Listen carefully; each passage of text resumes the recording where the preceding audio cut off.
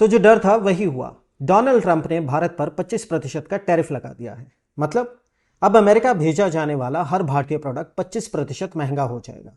Trump ने साफ कहा, भारत हमारा दोस्त है, लेकिन उसके टैरिफ सबसे ऊंचे हैं और रूस से उसकी दोस्ती भी अमेरिका को पसंद नहीं है। लेकिन इसकी असल वजह क्या है? पहला कारण है 45.7 बिलियन डॉलर का व्यापारिक घाटा, जो भारत के पक्ष में है। और दूसरा कारण है भारत की रूस से क्रूड ऑयल और हथियारों की खरीद। अब असर क्या होगा? ये टैरिफ 1 अगस्त से लागू हो जाएगा। भारत के 87 अरब डॉलर के एक्सपोर्ट पर इसका सीधा असर होगा। इंडस्ट्रीज जैसे कि टेक्सटाइल, श्रिम्प, ज्वेलरी, फार्मा और पेट्रोकेमिकल्स पर सबसे ज्यादा गहरा असर पड़ेगा।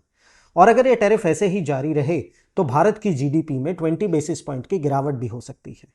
वहीं पर जापान, वियतनाम और इंडोनेशिया जैसे देश ये सब कम टैरिफ डील पर पहुंच चुके हैं। मतलब जो भारत के पास एक कॉम्पिटिटिव एडवांटेज थी वो भी अब खतरे में आ गई है। लेकिन यहीं पर कुछ राहत की बात भी है, क्योंकि जेनेरिक फार्मा पर असर बहुत कम होगा और सर्विस एक्सपोर्ट से झटका थोड़ा सा संतुलित हो सकता है। तो अब भारत क्या कह रहा है? सरकार ने कहा है कि हम इम्पैक्ट का एनालिसिस कर रहे हैं और किसानों और एमएसएमईज के हितों के लिए कोई भी समझौता नहीं किया जाएगा। वहीं पर अब नजरें टिकी हैं यूएसए और इंडिया की 25 अगस्त की होने वाली मीटिंग पर, क्योंकि ऐसा माना जा रहा है कि शायद कोई नई ट्रेड डील साइन हो जाए।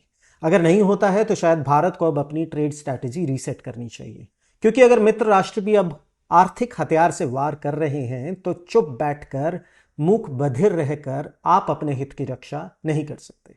आप भी जरूर सोचिएगा। जय हिंद।